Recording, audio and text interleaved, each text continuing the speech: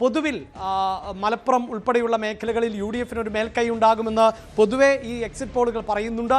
എന്നാൽ അതുതന്നെ ആയിരിക്കുമോ സംഭവിക്കുക എന്നതൊക്കെ നമുക്ക് ഈ സമയം നാളെ ഈ സമയം അനുമോദ് ലൈവിൽ വരുമ്പോൾ ഏതാണ്ട് ചിത്രം വ്യക്തമാകുമല്ലോ. അനുമോദ്,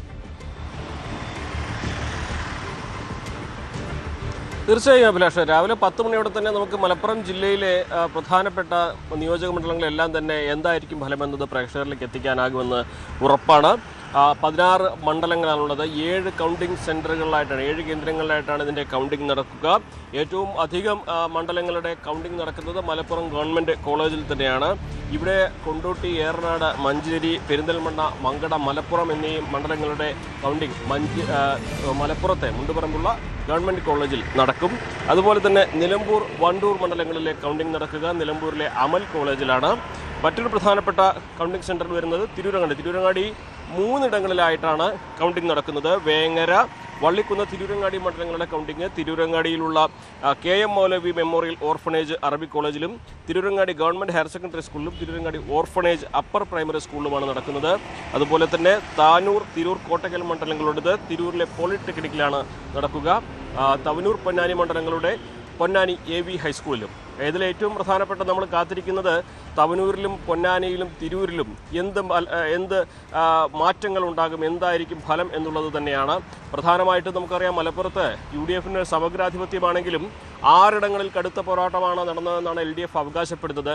ഈ പോരാട്ടം ഈ 6 മണ്ഡലങ്ങളിൽ, അതായത് തവനൂർ, പൊന്നാനി, തിരൂർ, വേങ്ങര, പെരിന്തൽമണ്ണ, മങ്കട എന്നിവിടങ്ങളിൽ നടന്നോ എന്നുള്ളത് ഈ ഫലത്തിൽ വന്നിട്ടുണ്ടോ എന്നുള്ളതാണ് നമുക്ക് അറിയേണ്ടതായിട്ടുള്ളത്.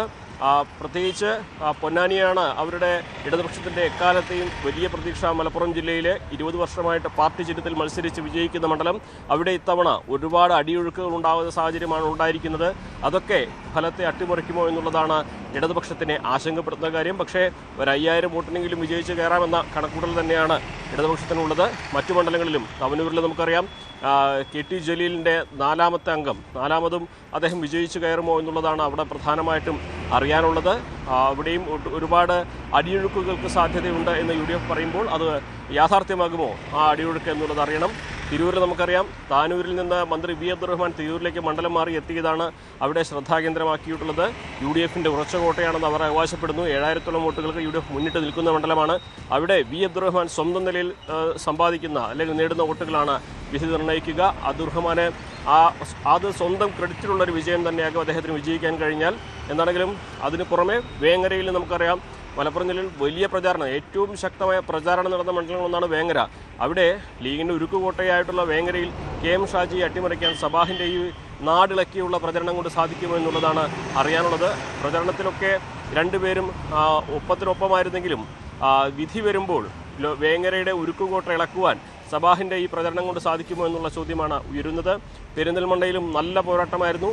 മുഹമ്മദ് ഹനീഫയും നജീബ് കാന്തപുരത്തിന് വലിയ മേൽക്കൈയുണ്ടെന്ന് UDF അവകാശപ്പെടുന്നുണ്ട്. പക്ഷേ അവിടെ ഇടതുപക്ഷത്തിന് ശക്തി കേന്ദ്രങ്ങളല്ല ചില പഞ്ചായത്തുകളുണ്ട്, പുലാവന്തോളും ഏലംകുളവും ഒക്കെ. അതേപോലെ നഗരസഭയിൽ കഴിഞ്ഞ തദ്ദേശ തെരഞ്ഞെടുപ്പിൻ്റെ ഫലമാകില്ല ഇത്തവണ എന്ന് ഇടതുപക്ഷം അവകാശപ്പെടുന്നുണ്ട്. അങ്ങനെയാണെങ്കിൽ ഒരു ഒപ്പത്തിനൊപ്പമുള്ള പോരാട്ടത്തിൽ കഴിഞ്ഞ തവണത്തെ പോലെ ഇഞ്ചോടിഞ്ച് മത്സരമായിരിക്കും ഉണ്ടാവുക എന്നാണ് ഇടതുപക്ഷം അവകാശപ്പെടുന്നത്. മങ്കടയിൽ ലീഗിലെ തന്നെ മണ്ഡലം പ്രസിഡന്റിനെ രംഗത്തിറക്കിയാണ് ഇടതുപക്ഷം മഞ്ഞലാംകുഴിക്കെതിരെ പോരാട്ടം നടത്തുന്നത്. അതുകൊണ്ട് തന്നെ അവിടെയും ഒരു മികച്ച പോരാട്ടമായിരിക്കും നടക്കുക എന്നാണ് ഇടതുപക്ഷം പ്രതീക്ഷിച്ചത്. ഇതൊക്കെ തന്നെ എങ്ങനെയാകുമെന്നുള്ളതാണ് അറിയേണ്ടത്. അതോടൊപ്പം തന്നെ കേരള സംസ്ഥാനത്തിൻ്റെ ഭരണം നിശ്ചയിക്കുന്നതിൽ UDFന് കഴിയുമോ അല്ലെങ്കിൽ UDFനാകുമോ എന്നത് മലപ്പുറത്തെ ഫലത്തിൻ്റെ കൂടി അടിസ്ഥാനത്തിലാണ്. കാരണം മലപ്പുറത്ത് 16 തൂത്തുവാരേണ്ടത് അവരെ സംബന്ധിച്ച് UDFനെ സംബന്ധിച്ച് ഭരണത്തിൽ തിരിച്ചെത്തേണ്ടതിൻ്റെ ആവശ്യകതയാണ്. മലബാറിലാണ് അവർക്ക് ഏറ്റവും ശക്തി കേന്ദ്രങ്ങളായിട്ടുള്ളത്. നമ്മളെ സംസ്ഥാനത്തിൻ്റെ ഭരണം നിശ്ചയിക്കുന്നതിൽ ന്യൂനപക്ഷ വോട്ടുകളെ എപ്രകാരം നീങ്ങുന്നു എന്നതിൻ്റെ ഒരു പ്രതിഫലനം കൂടി മലപ്പുറത്തെ ഈ ഒരു തെരഞ്ഞെടുപ്പ് ഫലത്തിൽ ഉണ്ടാകും. കഴിഞ്ഞ നമ്മളെ എക്സിറ്റ് പോളുകൾ സർവേകളൊക്കെ കണ്ടതാണ്.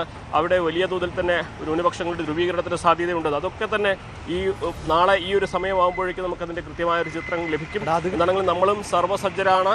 7 കൗണ്ടിംഗ് കേന്ദ്രങ്ങളിൽ നിന്നും തത്സമയം ഏറ്റവും പുതിയ വിവരങ്ങൾ നമ്മൾ പ്രേക്ഷകരിലേക്ക് എത്തിക്കും. അഭിലാഷ്, മലപ്പുറത്ത് അങ്ങനെ ഒരുക്കങ്ങൾ അതിൻ്റെ അന്തിമഘട്ടത്തിലേക്ക് എത്തിയിട്ടുണ്ട്. കൗണ്ടിംഗ് സ്റ്റേഷനുകളിൽ, വോട്ടെണ്ണൽ കേന്ദ്രങ്ങളിൽ ഉദ്യോഗസ്ഥർ എല്ലാ നടപടിക്രമങ്ങളുമൊക്കെ വിശദമായി പരിശോധിച്ചു കഴിഞ്ഞിട്ടുണ്ട്.